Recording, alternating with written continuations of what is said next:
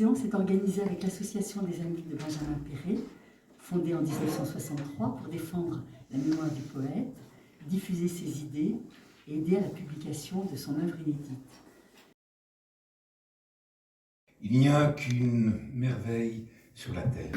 Je ne pense à Dieu qu'en mangeant du chien-dent, parce que Dieu a fait le chien-dent à son image, qui est un mouchoir. Il suffit d'une goutte d'eau tombant d'un nuage aussi ancien que Jules César, pour que la glace se fende de haut en bas comme une orange, laquelle est faite à l'image de ma sœur. Entre parenthèses, ma sœur ne prêche jamais la miséricorde divine, car elle est divine.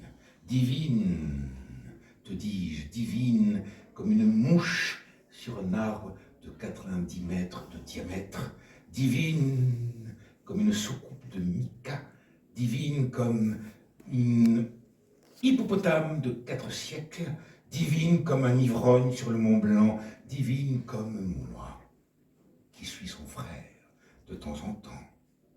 Un jour, je te dirai ce qu'il faut faire d'un serpent. Aujourd'hui, donne-le à une femme de 25 ans, et une blonde de préférence, et tu verras 2 serpents.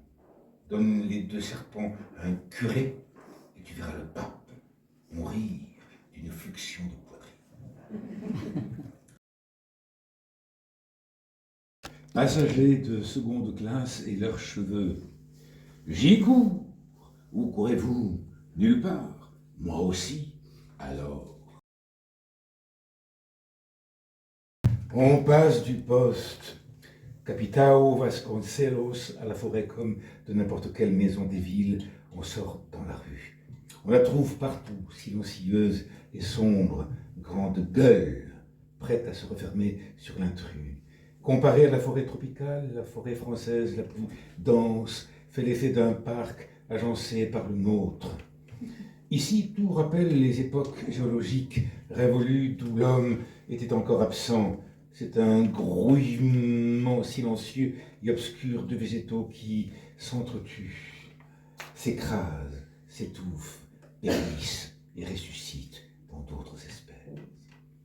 Passés les premiers fourrés que la main de l'homme a dégagés de partout, s'offrent des pistes tracées par les pieds des Indiens.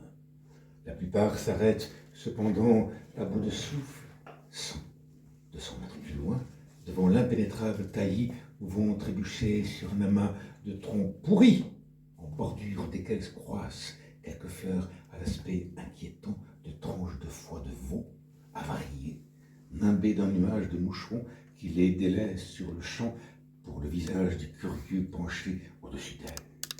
Mais sont-ce des fleurs? Une violente odeur de moisissure s'en dégage, à moins qu'elle ne provienne du sol même, et n'en imprègne toute la végétation. N'était la longue feuille lancéolée qui semble soutenir la fleur, on serait tenté de penser à quelque cryptogame recélant un poison mortel. Il faut revenir sur ses pas. Une autre piste s'offre qui débouche sur une clairière hérissée de termitières. Là, tous les arbres emportent comme des parasites monstrueux des excroissances hideuses, des goitres répugnants qui ne semblent cependant pas les affecter. Au contraire, plus libres en dépit des énormes bulbosités qui paraissent les ronger miette par miette, ils retrouvent plus aisément le soleil. Plusieurs pistes partent de cette clairière pour se hisser, cambrioleurs aux aguets, dans la forêt où le soleil a fait place à un crépuscule hostile. Ni les arbres, ni le sol n'ont réussi à absorber complètement l'averse de la veille. Une goutte d'eau tombant de feuille en feuille brise le silence qui éclate comme une vitre sous l'impact d'un caillou et vous emplit la tête d'un bourdonnement qui semble se poursuivre jusqu'à l'infini. Puis le silence retombe, comme un drap trempé, pas même troublé par le bruit de mes pas sur l'épais tapis de végétaux qui bientôt seront humus. Aucune vie, hormis celle des plantes. Est-ce la présence toute proche des hommes qui a chassé les bêtes de leur logis? La forêt, ici ressemble à un nid vide depuis si longtemps que les plantes ont tenté de combler par leur immobilité l'agitation de l'oiseau absent.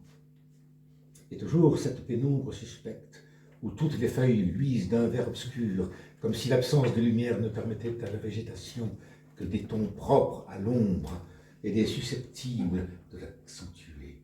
Et toujours ce silence, mou et gluant, limace hideuse qui ne sert à rien d'écraser du choc du pied trébuchant sur un tronc tard. Il absorbe le bruit à la manière dont une éponge s'emplit d'eau. Pourtant, miracle, quel est ce parfum à peine perceptible, léger comme une chevelure d'adolescente, et d'où provient-il? Je cherche des yeux et ne vois rien, mais s'il a à 3 pas des corolles comme de volubilis, d'un mauvais pastelisé si délicieusement fraîches qu'elles profèrent, par leur seule présence, un réquisitoire contre leur entourage hostile. En voici une demi-douzaine, tombée sur le sol spongieux et répandant une frêle lumière d'aube dans ce crépuscule d'angoisse. Elles sont tombées, mais d'où? Je parcours la futaie du regard et finis par découvrir à plus de 4 mètres de hauteur la délicate guirlande d'une fine liane qui court entre les grands arbres, porter son message de fraîcheur et de parfum. Si insolite ces fleurs, on dirait une petite fille jouant au cerceau devant un enterrement, un bébé vagissant dans un charnier. La tabac étonne. Tam, tam, tam, tam, tam, tam, tam, tam, tam, tam, tam, tam, tam, tam, tam, tam, tam, tam, Oxala! Et tous entonnent le chant d'oncle F. Une femme noire se détache du groupe de fidèles et se met à danser. Un type plus asiatique qu'africain, la physionomie complètement immobile, le regard perdu, lointain, très lointain. Mais quelle danse! Une danse religieuse et érotique en même temps. Son corps tout entier se mouvait. On dirait à la fois un chat jouant avec une souris, un serpent et une flamme secouée par le vent. Combien de malheureux passent des années à se trémousser dans des cours de danse pour figurer en tant qu'étoiles dans des ballets, mais ne parviendront jamais à interpréter une danse aussi pure que celle-ci.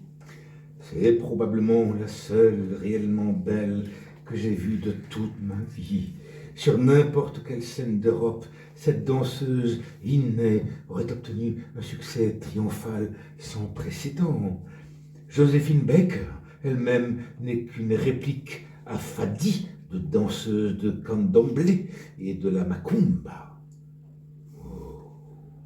Venez manger la poule du sein, m'avait dit oncle F. La veille, la fête continue après. Aujourd'hui, il est déjà trop tard. La cérémonie avait déjà commencé lorsque je suis arrivé, sans s'arrêter de jouer la tabac, et oncle F ordonna « Laissez passer le monsieur !» Je pénétrai dans la pièce. Au fond de la salle, une jeune créole semblait se débattre contre un être invisible, subitement prise de convulsions, gémissant et contractant violemment les muscles du visage. Elle se met à danser au milieu de la foule, les muscles du visage. Elle se met à danser au milieu de la salle où 2 autres femmes déjà en transe dansent également. Toutes les 3, les yeux fermés, semblent respirer difficilement. L'une d'elles s'étire par terre sur le ventre. La tête entre l'autel et oncle F. Elle reste ainsi un moment agitée de contorsion, et lorsqu'elle se relève, elle embrasse le babalao et recommence à danser, fumant un énorme cigare. Une autre danse d'une manière étrange. Elle vacille comme si ses jambes ne la soutenaient pas, ou comme si elle avait été subitement atteinte de tabès. L'anglaise, en sanglots et toujours sur un seul pied, les mains dans le dos, les yeux fermés et le buste penché en avant comme l'histoire du Brésil, comme commence. Oui, oui,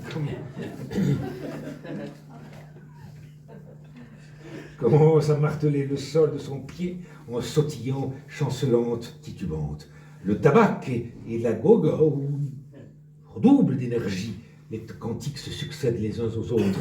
Les danseuses médiumniques se relaient à l'exception de l'anglaise infatigable.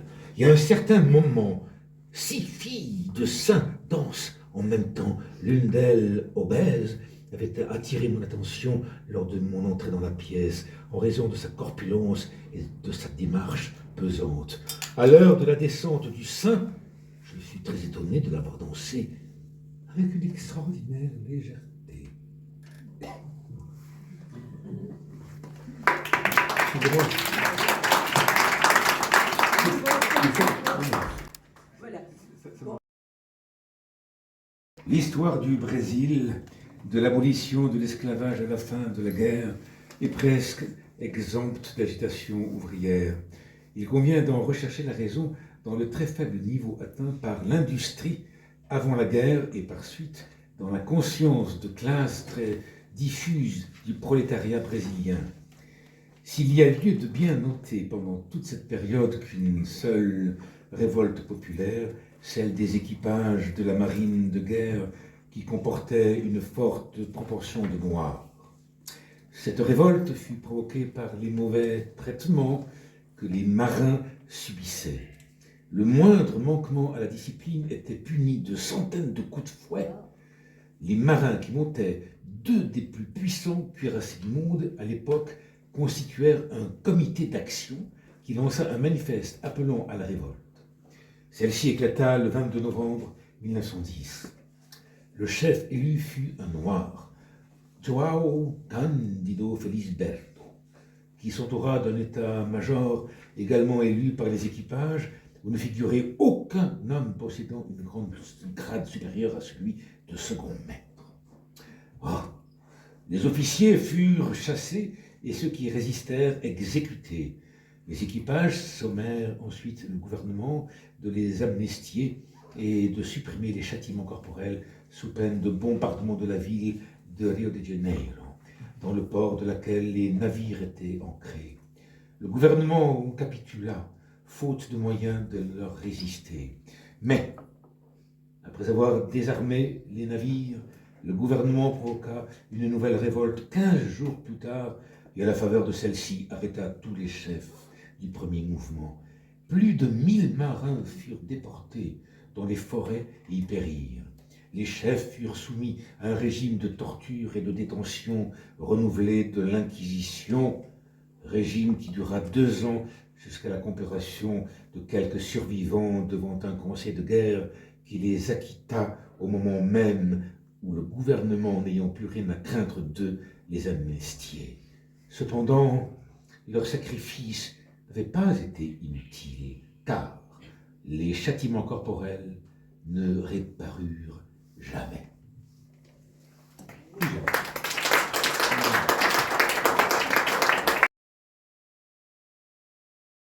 Valdemar m'invita bientôt à prendre place sur l'un des petits côtés du rectangle.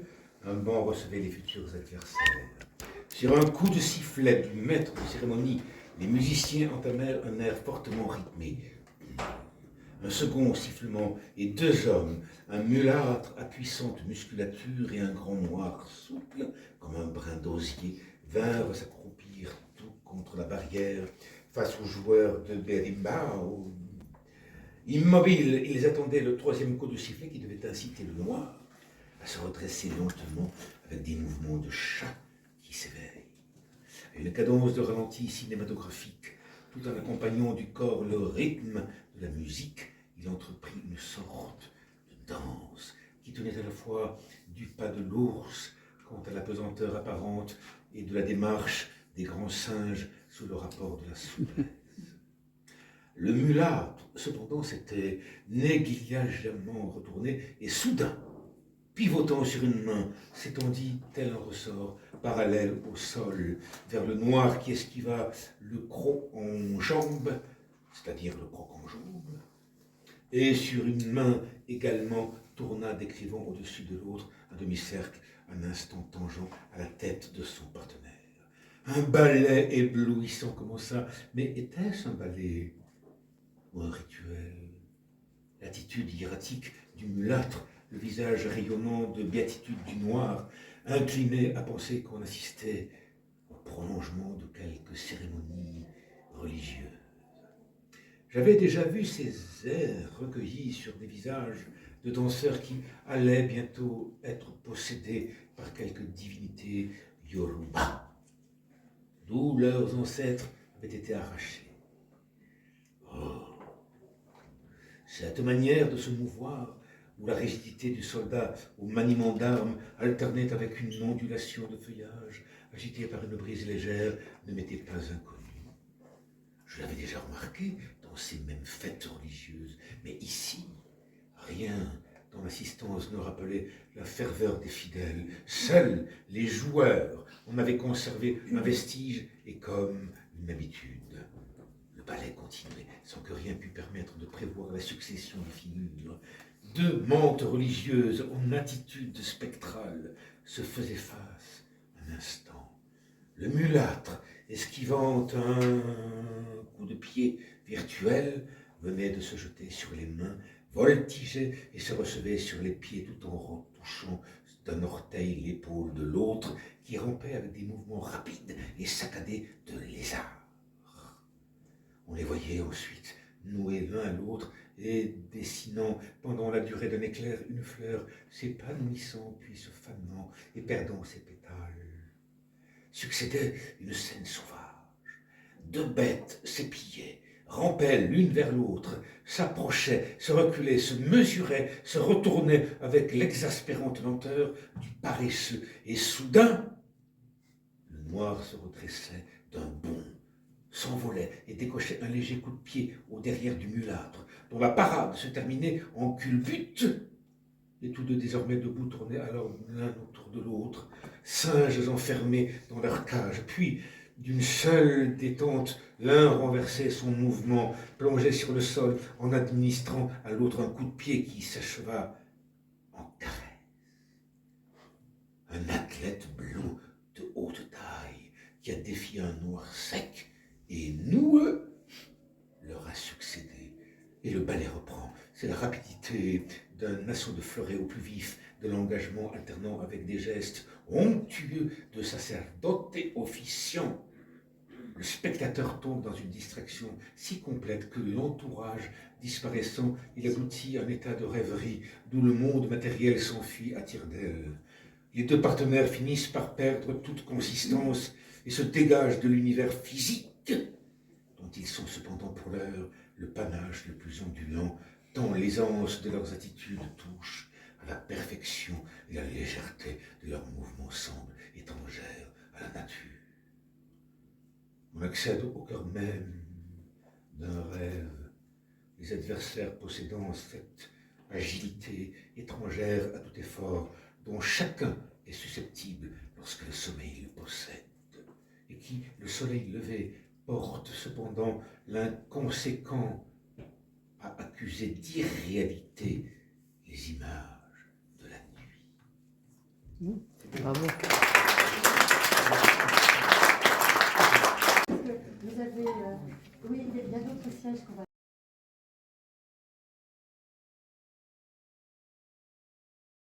D'accord. Vous voulez nous dire? Oui, enfin bon, je ne sais pas si c'est vraiment nécessaire. En fait, c'était pour revenir sur les entités spirituelles. Je voulais simplement dire que donc au cimetière du Père-Lachaise, 75 000 tombes, la tombe de Yann Kardec, donc ce grand mystique, est fleurie, c'est la tombe la plus fleurie de toutes les 75 000 tombes qu'il y a au Père-Lachaise. Et donc, comme l'invisible, on va dire que le monde de l'invisible n'est pas divisible. Donc, il y a en permanence des personnes qui viennent du Brésil, beaucoup de monde viennent du Brésil, et il y a encore aujourd'hui des rituels très particuliers, mais très intéressants. Alors, je vous recommande, si vous passez au Père-Lachaise, d'aller sur la tombe de Yann Kardec. c'est Alain. Il avait pris ce... Qui veut parler? Non, je Ah, mademoiselle. Oui, qui a travaillé justement, Voilà. qui est brésilienne, qui va te présenter, qui a travaillé justement sur Benjamin Péret. Oui, exactement. Je travaillais sur la partie de Benjamin Péret où il s'intéressait à des objets magiques qu'il a trouvés au Brésil, notamment des ex-voto. Mais c'est juste pour clarifier quelque chose, si vous allez au Père-Lachaise, la plupart des gens qui sont là, ce sont des Brésiliens. Il y a peu de Français qui connaissent Allan Kardec, notamment quand je suis arrivée, je me suis dit, je vais trouver plein de terreiros, plein d'espaces de l'espiritisme, mais non, pas du tout. Et je voulais aussi clarifier d'autres choses. Le terme Macumba, qui bien sûr il était largement employé à l'époque de Péret, ce n'est pas une croyance, ce n'est pas une religion africaine, c'est en fait un terme presque péjoratif pour rassembler toutes ces croyances et toutes ces pratiques. C'est en réalité, Macumba, c'est un instrument musical africain. Et les religions plus connues aujourd'hui, ce sont le Kibanda, Umbanda et Candomblé. Merci. C'est un tambour. Un tambour. Un tambour? L'instrument. Ah non, c'est pas un tambour, c'est quelque chose comme ça, c'est fait en bois. Je peux juste faire part d'une réflexion. Une réflexion, ça me rappelle beaucoup le voyage dont on a Artaud au Mexique, chez Tarahumara, vous savez. Il y a quelque chose de similaire dans cette... non? Pas trop. Bon, j'en ai fait de moteur. Vous connaissez un peu le voyage de Tarahumara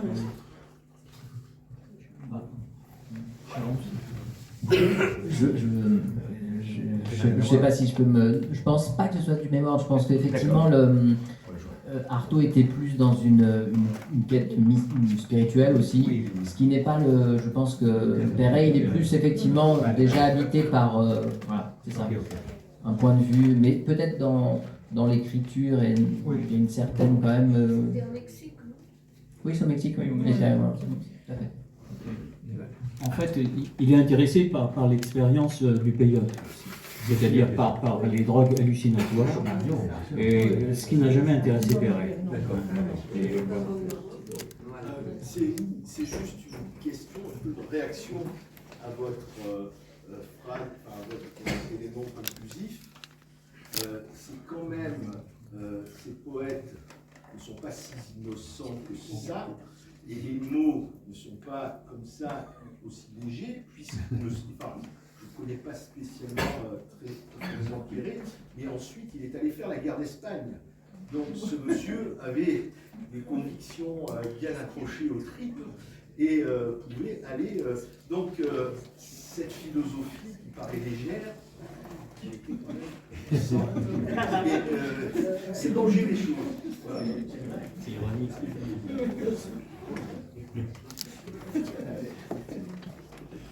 Madame? Par hasard, hier, je suis allée à la BPI du Centre Pompidou, vous savez, la bibliothèque, et ils ont projeté différents documentaires.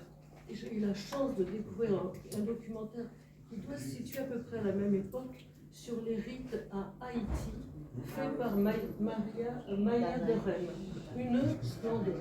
Alors là, vraiment, ça. Et je pense qu'il y a des analogies, je ne sais pas, enfin, il doit y avoir des choses à... Mais le film est vraiment très très beau. Oui, il y a des analogies. On voit le rituel, Oui, les cultes, en fait, le vaudou en Haïti, c'est un peu, comme les cultes afro-brésiliens ou afro d'origine africaine se sont implantés dans le territoire de Haïti, justement en contact avec les populations autochtones et puis les Français, à l'époque les colonisateurs, etc. Donc Et comment ça...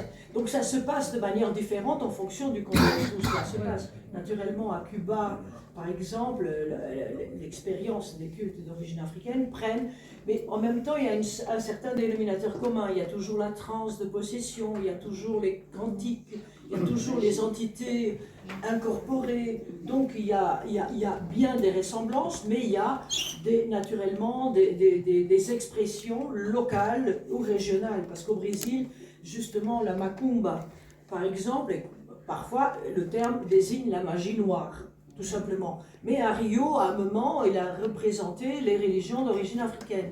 Mais aussi, surtout, l'ascendant était plutôt bantou, ou à un moment. Et donc, il y a toute l'interférence parce que c'est aussi l'origine. Et ce que Perret, justement, analyse, il essaye de comprendre, c'est justement les esclaves sont venus, ils ne sont pas que venus de la côte du golfe de Guinée, du Bénin, du Nigeria, etc., avec un panthéon plus ou moins, le panthéon Yoruba-Nago, disons le plus structuré. Ils sont venus de toutes les autres régions d'Afrique, naturellement, et même ceux qui viennent de la région aussi en contact avec l'islam. Donc, les Noirs, il y a aussi des Noirs musulmans. Et ce sont eux qui, justement, mènent les grandes révoltes au XIXe siècle, à Bahia notamment. Et Perret, justement, est très admiratif, justement, de ces Noirs musulmans qui sont très combatifs. Donc, donc, les pratiques, elles varient en fonction du territoire national, en fonction du contexte, et aussi en fonction du moment historique, parce que c'est au long de toute l'histoire de la colonisation du Brésil, les Noirs sont arrivés dès le XVIe siècle.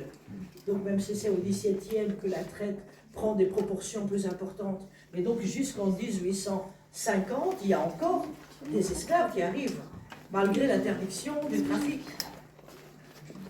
Et donc, c'est dire que, en fonction, et puis c'est les esclaves aussi, s'ils sont dans les plantations, s'ils sont des esclaves urbains, donc la représentation et les manifestations, l'expression religieuse, elle diffère aussi donc en fonction des contextes d'expression. Mais naturellement, il y a des dénominateurs communs, il y a beaucoup de choses en commun, ce que j'ai dit tout à l'heure. Donc voilà, la musique, la transe de possession, les entités, les sacrifices, la croyance à la magie, voilà. Je voudrais rajouter par rapport à Artaud, tout à l'heure, c'est pas seulement l'expérience du peyote et des hallucinations que provoque ce champignon, mais dans la démarche et le mode de pensée de Benjamin Perret, lorsqu'il va au Brésil, il ne renonce pas à l'analyse, c'est-à-dire il fait appel à Freud, il fait appel à Marx, mais en même temps, il est un observateur extrêmement attentif parce qu'il a d'abord et avant tout un œil poétique sur ce qu'il voit. Et les textes que vous avez lus, que ce soit la capoeira ou alors la jungle telle qu'il la ressent, tout ça montre que c'est d'abord un poète. Bien évidemment, un poète avec son héritage de la rationalité occidentale, auquel il ne renonce pas tout à fait, mais la démarche surréaliste, c'est justement de concilier et d'aboutir à un état supérieur de compréhension totale qui est la surréalité. Je dirais ça par rapport à Artaud, voilà, qui n'est pas du tout la démarche de Artaud. Florence, qui fait partie de l'association des amis de Benjamin Perret. Oui, et de Mélusine aussi. Et de Mélusine et de la Trève, bien sûr. Alors c'était juste une remarque, ça m'a frappé en lisant, en le réécoutant aussi, le texte que tu as dit sur l'entrée dans la forêt. C'est des éléments qu'on trouve beaucoup dans sa poésie par ailleurs. Enfin, cette végétation matricielle, je ne sais pas comment dire, enfin quelque chose qui enveloppe comme ça, elle est partout, enfin souvent elle ressurgit dans sa poésie ailleurs. Voilà, c'était juste une remarque par rapport à son œil poétique. Oui, merci Florence. Florence qui nous a d'ailleurs aidés avec pour cette belle séance. Maurice aussi, qui est donc Maurice. De l'après et de l'association des amis de Benjamin Perret. Jérôme, vous avez bien parlé de Perret, mais enfin, finalement les mythes, l'Amérique du Sud, elle est très présente dans son œuvre quand on pense à son anthologie des mythes, à, je ne sais plus, là, l'autre livre, le livre de Sheila Blam, ces livres qui complètent cette recherche du mythe premier, quoi, primitif, qui l'assimile finalement à la naissance de la poésie. Pour lui, c'est le mythe et la poésie sont identiques, enfin proviennent de cette même source, et avec la lecture du premier poème qui, lui, est un poème anticlérical, quoi, qui rejette la religion et finalement tous ses commandements, quoi. Lui, c'est le mythe pur, finalement. Donc moi, ma question, donc, il est vraiment imprégné, et il parle donc le brésilien, c'est ça? Il parle l'espagnol, j'imagine qu'il y a aussi sans doute un peu des dialectes. Il écrit donc en portugais, c'est ça, non? C'est traduit. Et jouer sur, est-ce qu'il écrit vraiment bien, ou est-ce qu'on a encore conservé ces textes en français? Enfin, alors, bon, je n'ai pas abordé cet aspect, mais bon, les textes ont été publiés en portugais, donc il ne les a pas écrits en portugais, puisque c'est en 1930, donc il écrit ces textes qu'il assiste, mais il maîtrise quand même assez bien la langue. Donc, mais les textes ont été traduits, il y a un doute, si c'est par Livio Xavier, son ami, si c'est par sa belle-sœur Mary Houston, la sœur d'Elsie Houston. Donc on ne sait pas très bien, il y a deux versions. En tout cas, on n'a pas découvert les textes originaux de Benjamin Perret. Mais on sent donc que c'est dans un journal de São Paulo, et les textes n'étant... On ne sait pas si... Perret n'était pas c'était pas un archiviste, et puis toute sa vie a été une vie d'aventure, il a dû abandonner, il a beaucoup déménagé, donc même au Brésil, il a été à Rio dans la belle famille, puis il a été à São Paulo, puis il est revenu à Rio, puis il a été arrêté. Donc on ne sait pas la part des textes qui ont été gardés parce qu'on ne les a pas trouvés au Brésil, et ceux qui ont été détruits, et ceux qui se trouveraient éventuellement encore dans les archives brésiliennes. On n'a pas trouvé, les chercheurs brésiliens n'ont pas trouvé d'autres textes, en tout cas pour l'instant. Donc, peut-être bien, qui sait, oui. On trouvera, parce que... Les jeunes chercheurs brésiliens, aujourd'hui, s'intéressent à Perret. Donc, ces textes ont eu une première rétroversion, si on peut dire. Dans les œuvres complètes, il y a une première traduction, mais cette traduction, c'était en 1992, je crois, oui, le tome 6, elle est un peu datée, et en fait, il y a des choses qui avaient sauté, je crois que c'était aussi la qualité des photocopies que la traductrice avait eues, donc, qui faisait défaut, donc il y a des choses qui ont sauté, et donc nous avons actualisé cette traduction, donc j'ai fait une retraduction de ces textes. Donc, c'est les seuls textes, ceux-là, on ne connaît pas les originaux, donc en français. Les autres, on a les originaux, donc on connaît le texte original français. Enfin, à part celui de la révolte d'Achiba, de la révolte du Fouet, naturellement, c'est des textes disparus, ceux qu'on a trouvés, ces 4 pages qui ont été trouvées dans les archives brésiliennes. Donc, ces 4 pages sont en portugais à l'époque, donc... avec ses collègues, il écrivait déjà en portugais. Moi, je peux dire que des correspondances que j'ai lues de Benjamin Perret, dans les années 30, il écrivait encore en portugais à ses amis brésiliens. Dans les années 50, de moins en moins, et c'était un portugais très contaminé avec l'espagnol, puisque depuis les années 36, il était avec Remedios Varo, sa compagne espagnole, catalane, avec qui il est parti au Mexique. Donc son portugais est devenu très contaminé. Mais en 1936 encore, pendant la guerre d'Espagne, je crois qu'il faisait des émissions, en tout cas il dit, je n'ai pas eu l'occasion de mener ces recherches-là, il dit quelque part qu'il a fait des émissions en portugais sur l'évolution du mouvement révolutionnaire en Espagne. Donc, oui. Je ne sais pas... À la radio du Poum. C'était ça, donc, mais, oui. Voilà, donc je n'ai pas eu...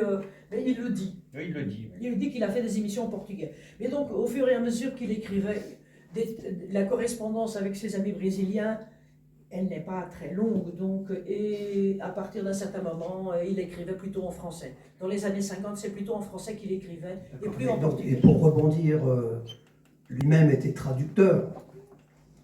Et les mythes, tout ça, il a traduit. Il a traduit. Mais c'est plus facile de traduire. C'est pas pareil, non, je veux dire, les textes que Charles a lus, on reconnaît franchement, on reconnaît Perret, c'est incroyable. Et je voulais signaler la présence de Myrtha et qui fait des représentations, notamment d'un mythe ou deux, hein, en musique, et dont le texte est de Perret, c'est formidable. Je vais peut-être lui laisser la parole pour en parler, Myrtha, parce que c'est comment on met Perret en musique, et lequel Perret n'était d'ailleurs pas qui était connu comme pas aimant la musique, quoi, alors que finalement on se rend compte qu'il aime beaucoup la musique, non? Ça dépend de quelle musique. Bah oui, mais justement. On dit, c'est ce que j'ai compris, c'est que j'ai lu quelque part que Benjamin Perret n'aimait pas beaucoup la musique. Mais ce que c'est paradoxal, c'est que sa première femme, avec elle a fait des énormes recherches, et puis on a, disons, grâce à ses rapports à une musicienne, il faut le dire, que lui, il a fait les voyages et les recherches. Si je me permets une toute petite précision, il n'aimait pas la musique instrumentale, mais il aimait le chant. Ah oui. Voilà. Mais je pense que si... difficile de ne pas aimer le chant. Mais je me permets de dire que s'il aurait entendu ce que nous on fait avec Pablo, avec la percussion, il n'a pas... Bon, il a ses paroles. Si, les instruments, il vient... Il aimait la percussion. Agir avec la percussion. Ça lui aurait parfaitement convenu. Je pense qu'il aurait aimé. Il n'aimait pas les violons. Nous, on ne joue pas de violon, mais Pablo joue de berimbau, par contre. Ah, voilà, ça, il aurait apprécié. Il aurait apprécié. Est-ce qu'il aurait Il y a deux, oui. Monsieur. Une simple question. Est-ce qu'ils se sont fréquentés, Hector Villalobos et Benjamin Perret? Est-ce qu'il a fréquenté Hector?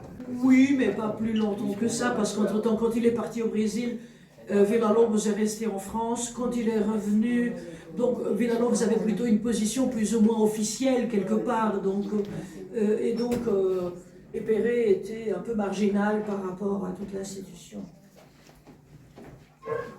Oui, ça pose le problème des rapports entre Elsie Houston et Benjamin, où elle a joué, je pense, un rôle important de passeur. Et le fait, sa conception de l'amour fait que forcément, déjà dans la publication qui avait précédé leur départ au Brésil, dans la préface de la publication des chants, il y a une référence au fait qu'ils allaient chercher et collecter sur le terrain, dans un autre volume qui n'a jamais été fait, des chants, disons, amérindiens, pour employer des termes. Et puis, peut-être que ça, c'est à creuser, comment Elsie a été vraiment, dans cette expérience du rapport au Brésil, un vecteur poétique très important, quoi. Je me rappelle aussi que le MoMA, à un moment donné, avant sa mort par suicide aux États-Unis, a invité Elsie Houston, qui a fait une performance de chant et de danse, dont le descriptif et les photos qui restent, parce qu'il y a des photos qui restent, évoquent énormément les textes qui ont été lus. Donc je pense qu'il y a une vraie continuité, et que dans le rapport de Benjamin au Brésil, il faudrait creuser le rôle et tout ce que veut dire pour un surréaliste d'aimer une femme comme Elsie, qui maintenant est beaucoup plus documentée.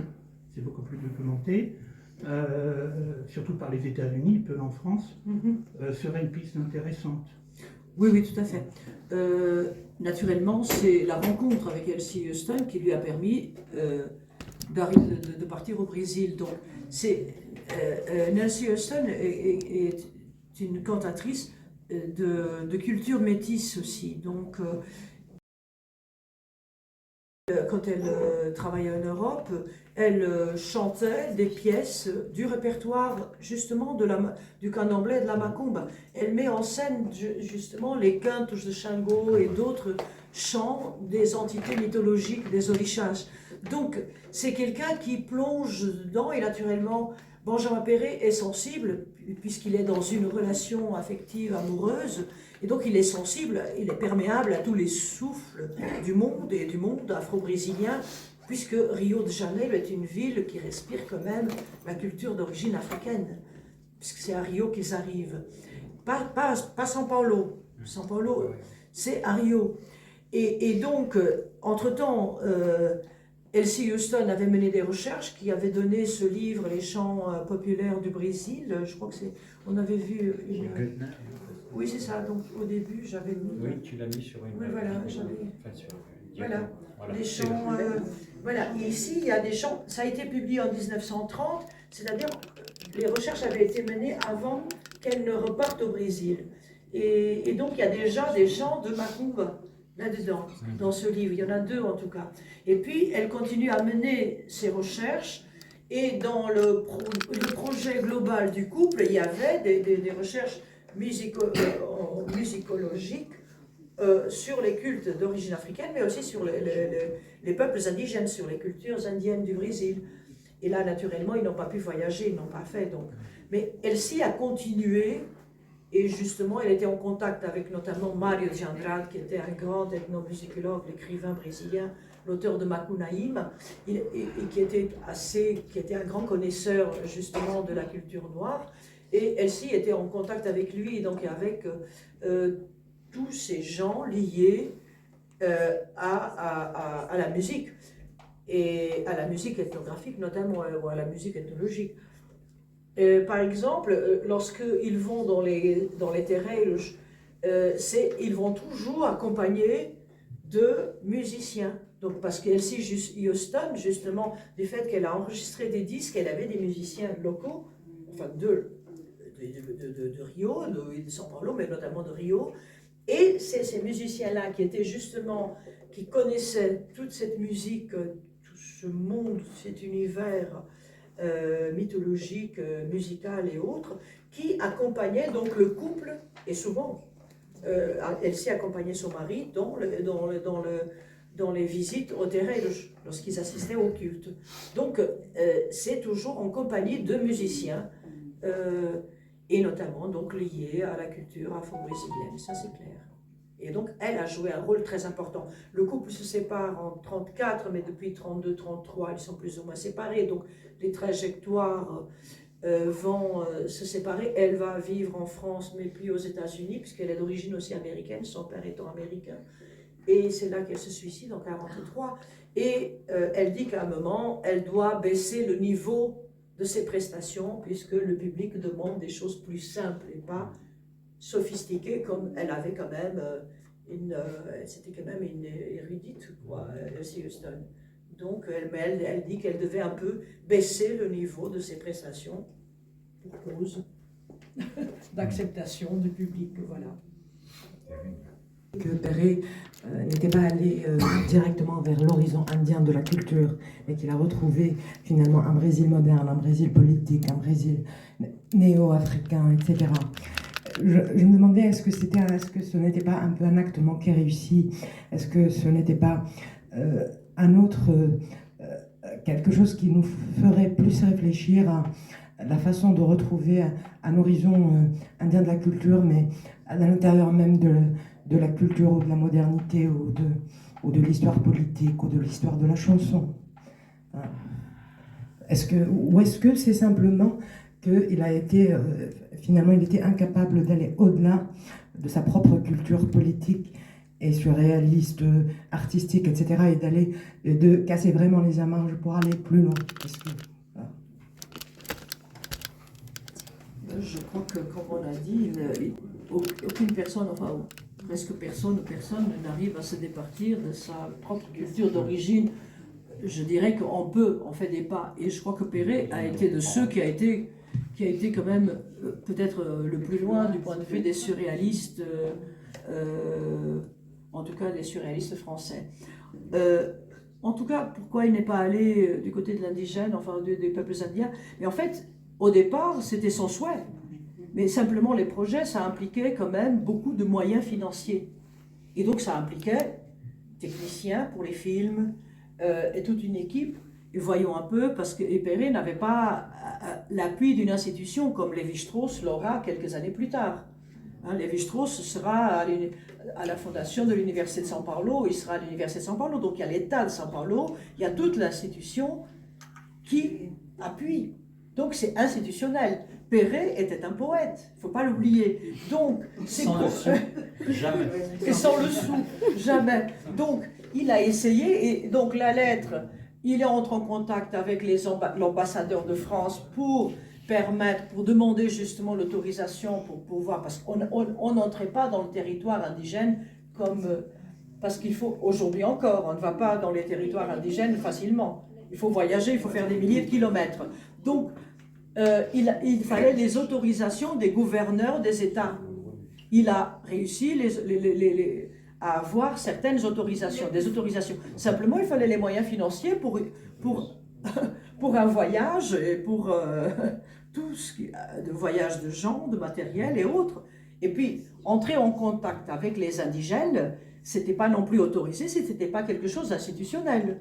Remarquez, il y avait le service de protection des Indiens, Darcy Ribeiro. Il fait ça en 1955-56, mais pas en 1929. En 1929, il n'a pas les moyens.